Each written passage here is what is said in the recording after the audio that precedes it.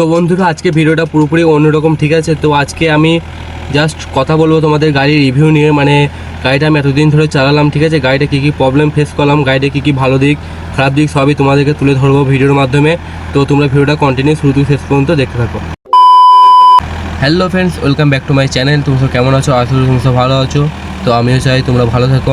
তো আজকে যে বিষয় নিয়ে কথা বলবো তা তোমরা হালকা করে বুঝতে পেরে গেছো। চলো এবার মূল টপিকে আসা যাক, ঠিক আছে। তো বন্ধুরা তোমরা সকলেই কম বেশি জানো যে স্বরাজ আর মহিন্দ্র এখন একই কোম্পানি হয়ে গিয়েছে, ঠিক আছে। এখন দেখবে স্বরাজের ম্যানুফ্যাকচারিং যেখানে লেখা আছে সেখানে দেখবে মহিন্দ্র অ্যান্ড মহিন্দ্র লেখা আছে। তো সেই ক্ষেত্রে আমি বলছি যে অনেক দিন আগে থেকেই স্বরাজ আর মহিন্দ্র দুটো 85% এক হয়ে গিয়েছে এটা।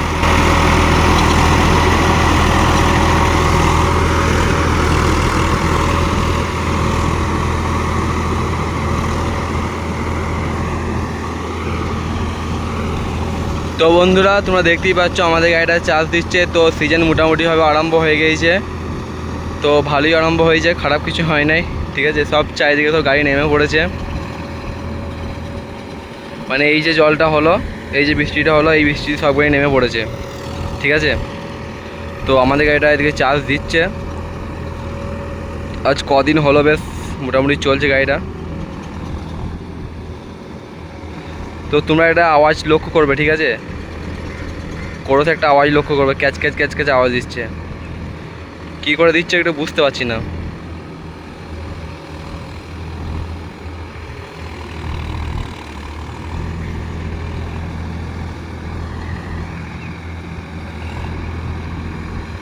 যারা বলছো যে স্বরাজ গাড়ি নেবো, তো না, অসুবিধা কিছু নাই, তবে কোয়ালিটির দিক থেকে সেরকম ভালো পাবে না। গাড়ি চলার মধ্যে ঠিক পাবে, গাড়ি ক্ষমতা পাবে, কিন্তু কোয়ালিটির মধ্যে ঠিক পাবে না। কোয়ালিটির দিক থেকে দেখতে গেলে স্বরাজ আর মানে স্বরাজ আর মহিন্দ্র যদি সাথে তুলনা করা হয়, তাহলে আমার যেটা মনে হয় মহিন্দ্রটা একটু ভালো হবে স্বরাজের চেয়ে। কোয়ালিটির দিক থেকে আমার যেটা মনে হয়, এই গাড়ির রং উঠে যাবে আস্তে আস্তে, ঠিক আছে। আমাদের ইঞ্জিনে চটা উঠতে লেগেছে, একটু একটু উঠে যাচ্ছে চটা, মানে রংটা সেরকম যে প্রিমিয়াম বলে না, একটা প্রিমিয়াম বলে জিনিস থাকে, ওই প্রিমিয়াম জিনিসটা না এর মধ্যে।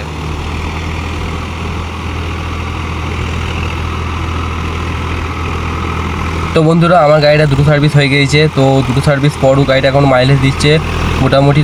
এখন তোমার চলছে 2 নম্বর লোয়ে চলছে। তো এখন মাইলেজ দিচ্ছে 6 লিটার 500 বা 600 এরকম দিচ্ছে। সেরকম জমি পড়লে যেরকম জমি হয় সেরকম তেল খাবে, ঠিক আছে। আর যদি বলো যে ভাঙানোর পর কীরকম খাচ্ছে, তাহলে তখন চালাচ্ছি লোয়ে 3 নম্বর মানে চালাচ্ছি। আর তোমার আরপিএম দিচ্ছি ওই 1600-1650 এরকম আরপিএমে চলছে গাড়িটা। তখনকার বলছি, যখন ভাঙানোর পর তখন তেল খাচ্ছে মোটামুটি কমে এসে 6 লিটার 200-300 এরকম চলে আসছে। আর এখন তোমার 6.5 লিটার নিচে কথা নেই, ঠিক আছে, মানে 6.5 লিটার খাচ্ছি।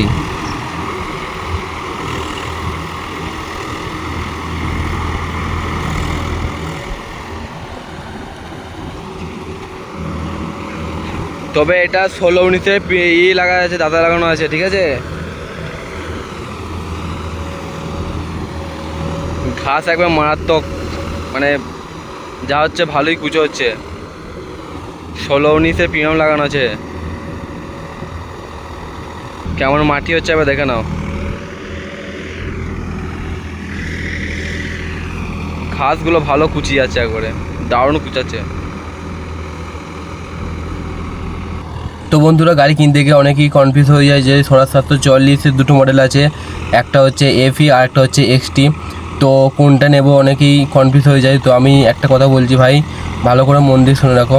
তো যদি ভাই একটু ক্ষমতা আর যদি তেল যদি একটু বেশি খাওয়াতে চাও, ঠিক আছে, তাহলে স্বরাজ 744 এক্সটি নিও, ঠিক আছে। এর ক্ষমতা 744 এফির থেকে অনেকটাই বেশি, ঠিক আছে, অনেকটাই বেশি। হয়তো তোমার মনে হবে যে এর তো 2 হর্স পাওয়ার বেশি, মাত্র ওর 48 এর 50, ঠিক আছে, কিন্তু তুমি চালিয়ে দেখলে বুঝতে পারবে যে কতটা ফারাক আছে, ঠিক আছে।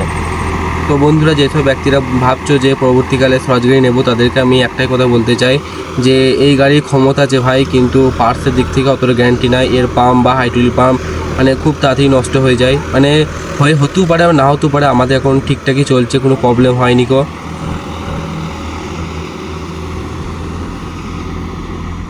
শক্তিমান লোটার আছে 72 প্লেটের, ঠিক আছে।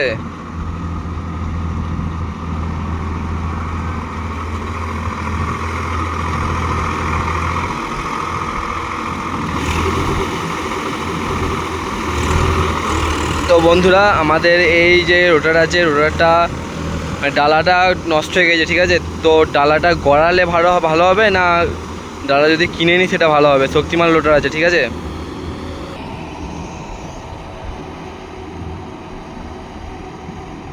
আর যদি কেউ পরবর্তীকালে স্বরাজ গাড়ি নিও, মানে যে কোনো মডেলই গাড়ি নিও, ঠিক আছে, তো হাইলো গাড়ি খবরদার নেবে না। হাইলো গাড়ি এখনকার মার্কেটে টিকে থাকতে গেলে সবসময় আধুনিক প্রযুক্তি ব্যবহার করতে হবে। হাইলো মিডিয়াম যখন বেরিয়ে গিয়েছে ভাই, হাইলো মিডিয়ামই নেবে, হাইলো গাড়ি নিও না। কারণ আমাদের গাড়িটা যখন লোয়ে 2 নম্বরে চালাচ্ছি, অন্য গাড়িগুলো মিডিয়াম 1 নম্বরে চালাচ্ছে, যার ফলে ওর হার্নি বেশি হচ্ছে, আমার গাড়ি হার্নি কম হচ্ছে, ঠিক আছে, ভাঙানোর ক্ষেত্রে বলছি।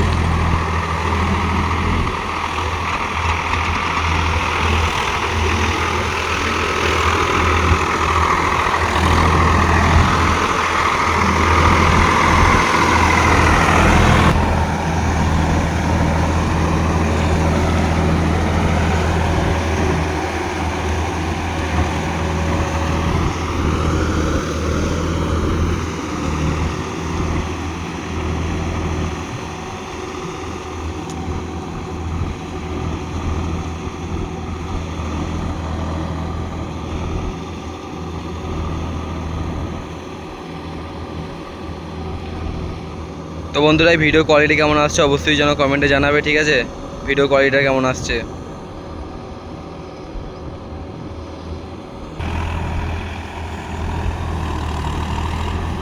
গাড়ির টান ভালোই, ঠিক আছে, খারাপ বলবো না,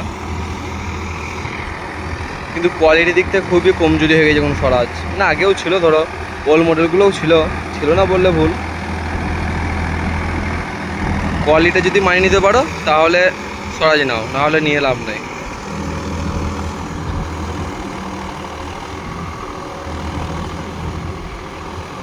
তো বন্ধুরা, আমি যেসব কথাগুলো বললাম সেগুলো খারাপ ভেবো না, ঠিক আছে। তো ভালো লেগেই বললাম, তোমরা যদি পরবর্তীকালে কিনতে চাও, এই সব জিনিসগুলো না যেন ফেস করতে হয় পরবর্তীকালে কেনার পর, সেই উদ্দেশ্যে আগে থেকে তোমাদের বলে জানিয়ে রেখে দিলাম, ঠিক আছে।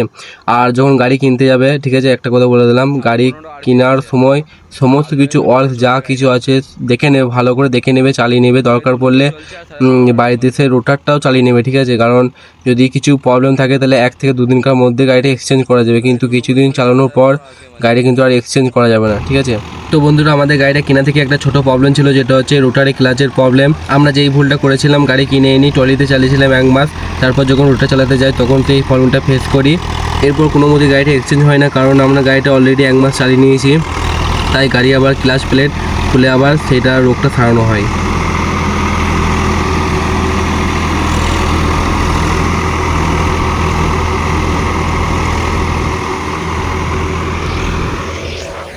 তো গাইস, এই ভিডিওটা কেমন লাগলো অবশ্যই কমেন্টে জানাবে, ভালো লাগলে সাবস্ক্রাইব করে দেবে, ফলো করে দেবে। চলো দেখা হচ্ছে নেক্সট ভালো কোনো ভিডিওতে। Tata, bye bye.